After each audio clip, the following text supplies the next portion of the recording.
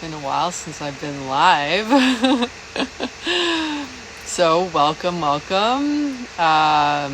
This is technically a podcast episode, but I am live. And I want to talk today about what happens when your Instagram gets hacked.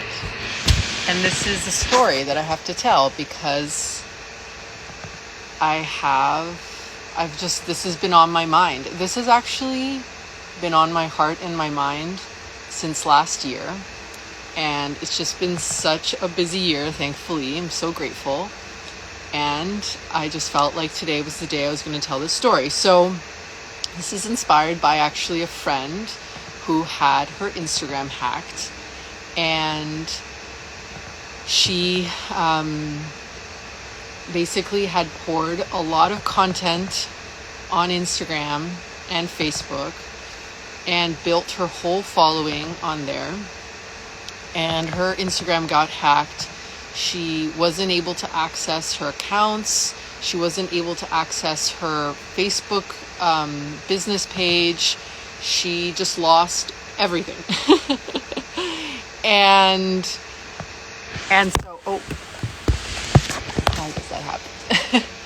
And so we were talking because she was asking me about, later I'm going to talk to you guys about SEO, but she was just asking me questions about why this happened, how this happened, what she could have done to prevent this. And basically the whole conversation was around just like a mourning around all this, right? All this, everything she did in her business, like everything she put her heart and soul, like how she showed up every day in her business, it since that moment completely changed because she started to realize that she doesn't own the platform. And here I am doing a live on Instagram, but I do want to speak to this. So these are some of the things I told her, and these are some of the things, if this has happened to you, I'm really sorry. I'm so sorry. It's just horrible. And I also want to share some things you can do to prevent it and some things to just take into consideration. So first of all, she was really frustrated that Meta wasn't responding to her requests. And the reality is, this doesn't surprise me. We have to remember that Instagram and Facebook are quote unquote free platforms, and they don't really have, just because there's so many people on these platforms, they're I don't know how many, percentage of the world population is on Facebook and Instagram, but you have to think the infrastructure for them to be able to support every single ticket, right? So yes, they are giving us a service, and we should have some sort of, I'm not saying, we should just let anything happen, but it's normal for a free platform not to have infrastructure around ticket services. And it must, again, I'm not defending them, but we need to think about this practically, right? So I wasn't surprised because she was saying I've reached out to them multiple times, she was opening tickets and things. So one of my suggestions that was also verified by a friend of mine who is an ads expert, so I'm not a Meta ads expert, but if you do want to open a ticket with Meta, I recommend doing it through a paid account. So whether you've run paid campaigns or not on Meta, just open a paid campaign account, a Meta ads account, and open a ticket through there, because there's a much higher percentage that they'll actually respond because now you're on a different platform. I mean, I guess ideally it would be great if you did actually run some sort of ads, but even if you haven't, just trying that way and just kind of not expecting anything from the actual tickets. And it's not a surprise that it's just not easy to access any sort of Meta customer support. And I know it's frustrating. I don't want to take away from the frustration, but I also want to remind you, think about the platform, right? Okay, my second tip, and this is more preventative, but save your content. When you're here, I'm doing a live on Instagram. I'm also doing a live on YouTube. I'm also recording it on another platform that I'm using, and I save everything. In Instagram, you can save your lives. If you go to the archive section and you there's like a drop down menu that says like stories, I think reels, and then lives. I think they give you a certain amount of days, but go there and save them, back those things up. If you are someone who's just doing a lot on Instagram, I commend you, I love it, but save your content. One of the things I invested in pretty early on in my business is like a content documentation space. So whether that's a Google Drive, whether that's an Asana board, whether that's the notes on your phone that you also back up, like everything needs to be backed up, because every piece of content that you create on your Instagram, that is pure gold, and you don't want to lose access to that. I know it might feel like a little bit of extra work to like copy and paste, so you can do that in the moment, or you could have a VA do it, like batch that sort of stuff.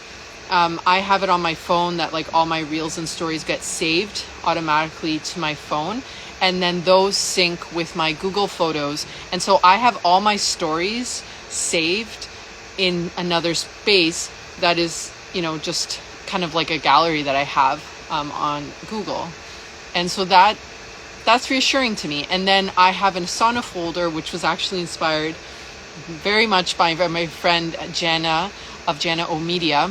Check her out if you need Pinterest support and content creation support. I know she's shifted her business, but she just really inspired me because I started to shift my mindset around how I saw my content. And so I started to create a whole board that saved all my Instagram and all the other content I have.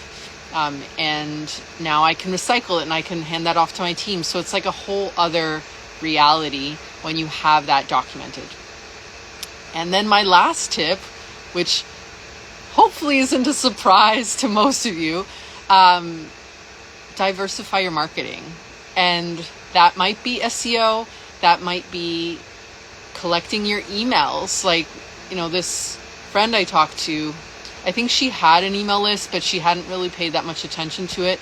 So just having something on your website that would entice someone to stay in their world. You don't need to email them every week or even every month. You just need to be clear on the expectations around how often you'll be emailing them. Emailing someone can be helpful, and it's just a way to own your audience. And of course, SEO is another great way because your website is something you own, unless, there's a lot of people who, whatever, there's like different opinions about that. Like my site's on Squarespace, and yes, I buy like Squarespace space. So it's like kind of like a shared situation, but it's more of mine.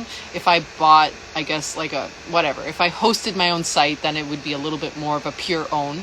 The technicalities of it don't matter. The point is I have full control of my Squarespace site. Yes, Squarespace can go down. Yes, hosting can go down, but I have ownership of that compared to these platforms that are different. It's like renting, right? A little bit different.